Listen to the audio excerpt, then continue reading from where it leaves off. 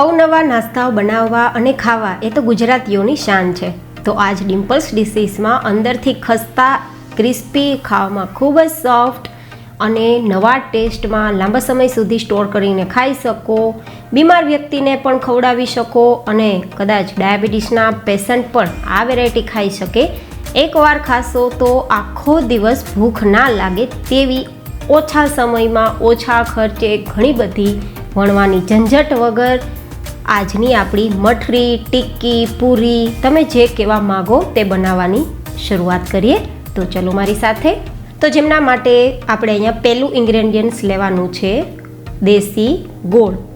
અને ગોળ લગભગ મેં કપથી જોઈએ તો અડધા કપ જેટલો છે અને રેગ્યુલર ચમચીથી 4 ચમચી જેટલો ગોળ છે. અહીંયા માપ માટે વાટકી અથવા મેજરિંગ કપ સેટ કરી અને પછી બધું જ માપ તેનાથી લેવાનું રહેશે. તો પરફેક્ટ તમારી મઠરી, પૂરી, ટિક્કી, તમે જે આજની વેરાયટીનું નામ આપવા માગો તે બનશે. હવે 4 ચમચી કે અડધા કપ જેટલા ગોળની સામે અડધા કપ જેટલું મેં ગરમ પાણી ઉમેરેલું છે. અહીંયા ગરમ પાણી એટલા માટે ઉમેર્યું છે કે ગોળ આપણો ઝડપથી ઓગળી જાય.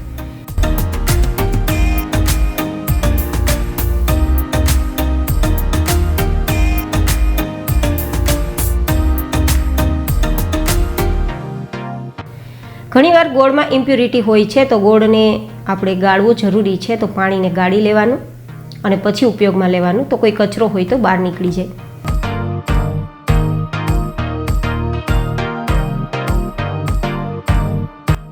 હવે આપણે અહીંયા સૌથી વધુ હેલ્ધી કહેવાય, કેલ્શિયમનો ભંડાર તેવા સફેદ તલ અડધા કપ જેટલા લીધા છે.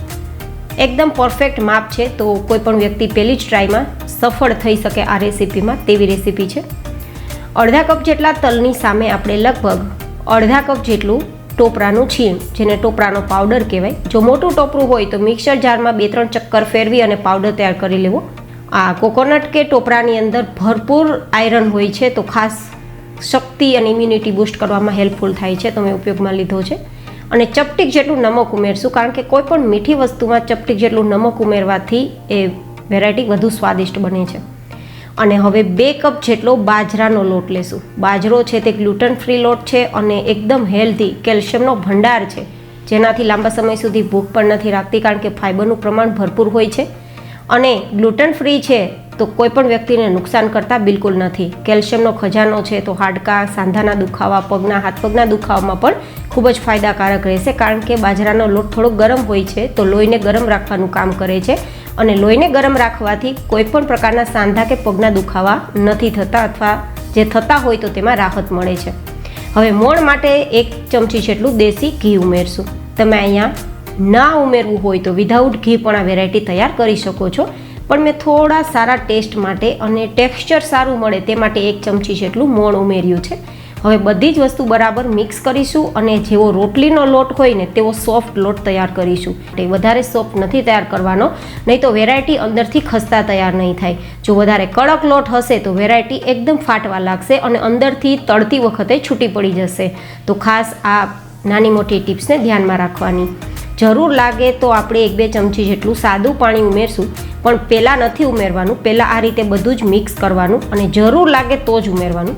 જો કે જરૂર નથી લાગવાની, કારણ કે 2 કપ જેટલો લોટ છે, અડધા કપ જેટલો તલ છે, અડધા કપ જેટલું ટોપરું છે અને અડધા કપ જેટલો ગોળ, અડધા કપ જેટલું પાણી, આ મેજરમેન્ટ સાથે બનાવશો ને તો પરફેક્ટ તમારું ટેક્સચર આવશે વિધાઉટ એક્સ્ટ્રા વોટર. હવે આપણે લોટ તૈયાર થઈ ગયો છે, તો થોડો થોડો લોટ આપણે આ રીતે પ્લેટમાં, ત્રાંસમાં, રોટલી વણવાની પાટલી પર અથવા તો ચોપિંગ બોર્ડ પર લેવાનો અને હથેળીના પાછલા ભાગથી આગળની તરફ ધક્કો લગાવી અને મસળવાનો, જેથી લોટ આપણો એકદમ સ્મૂધ તૈયાર થશે. કારણ કે બાજરાનો લોટ છે ને તો થોડો મસળવો જરૂરી છે.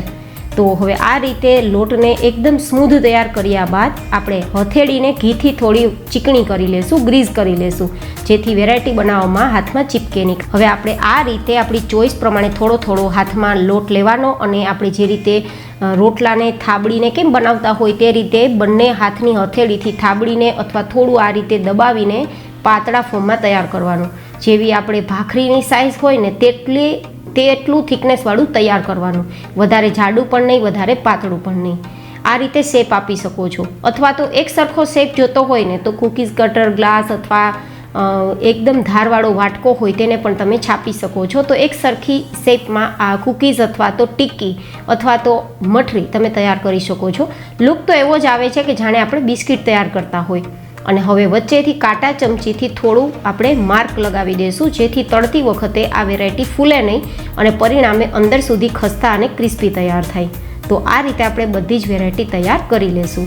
મિત્રો, આજની વેરાયટી જાતે ડિસાઇડ કરેલી છે અને તલ, ટોપરું, બાજરાનો લોટ, ગોળ આ બધાનું કોમ્બિનેશનથી જે આપણી આ મઠરી કે ટિક્કી તૈયાર થાય છે એટલી ખસ્તા ને એટલી ટેસ્ટફુલ બને છે કે તમે કદાચ વારંવાર બનાવશો. અને જો સફરમાં જવાનું વિચારતા હોય તો એકવાર બનાવીને આ સ્ટોર કરીને રાખી દેજો. તમને પૂરા સફરમાં ખૂબ જ હેલ્પફુલ બનશે આ મઠરી કે આ ટિક્કી. તમને ભાવશે પણ ખરા અને ફાવશે પણ ખરા અને લાંબા સમય સુધી ભૂખ પણ નહીં લાગે અને તમે લાંબા સમય સુધી ખાઈ પણ શકો. હેલ્ધી પણ છે, હાઇજેનિક પણ છે એન્ડ ટેસ્ટી પણ છે. તો આ રીતે બધી જ મઠરી તૈયાર કરી લેશું. અને હવે તળવા માટે તેલનું ટેમ્પરેચર એકદમ મીડિયમ ગરમ થાય ત્યારે આપણે થોડી થોડી મઠરી જેટલી સમાય તેટલી આપણે તેલમાં ઉમેરવાની અને ગેસની ફ્લેમ છે તે હવે સ્લો ટુ મીડિયમ રાખવાની. એટલે કે મીડિયમ પણ નહીં અને સ્લો પણ નહીં, મીડિયમ અને સ્લોની વચ્ચે આપણે ફ્લેમ રાખવાની અને પછી ધીમા ધીમા તાપ પર અને ધીમા ધીમા ટેમ્પરેચર પર બંને સાઈડ આ ટિક્કી કે મઠરી થોડી લાઇટ ગોલ્ડન કલર પર આવે અને મઠરીનો શેપ થોડો ફાટી ગયેલો દેખાય ને ત્યાં સુધી આપણે ફ્રાય કરવાની.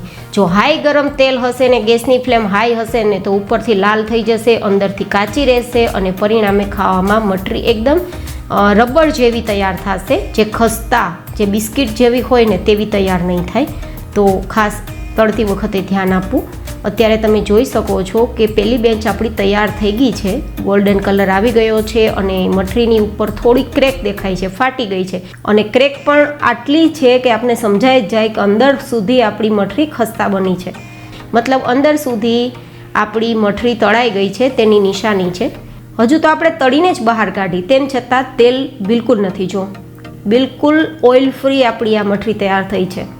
તો એકદમ પરફેક્ટ ટિપ્સ એન્ડ ટ્રિક્સ સાથે, પરફેક્ટ મેજરમેન્ટ સાથે અને પરફેક્ટ રીત સાથે આજની રેસીપી મેં તમારી સાથે શેર કરી છે. પસંદ આવે તો લાઈક કરજો, બીજાને હેલ્પફુલ થાય તેવું લાગે તો શેર કરજો. મારી મહેનત કેવી લાગી તે બતાવવા કોમેન્ટ કરજો અને ચેનલ પર નવા હોય તો ચેનલને સબસ્ક્રાઈબ કરજો. એક હાથે આપણે 2 ટુકડા કરી શકીએ ને તેટલી નરમ પણ છે, જેથી ખાવામાં એકદમ નરમ અને સોફ્ટ રહેશે અને હાથથી મસળતા ભૂકો થઈ જાય. આટલી ક્રિસ્પી પણ, બિસ્કિટ કેમ ભૂકો થઈ જાય તે રીતે ભૂકો થઈ જાય છે. એક હાથે 2 ટુકડા થઈ જાય, મતલબ ખાવામાં પણ નરમ અને સોફ્ટ છે. ફરી મળીશું એક નવી ઇન્ટરેસ્ટિંગ રેસીપી સાથે. ત્યાં સુધી bye bye and take care.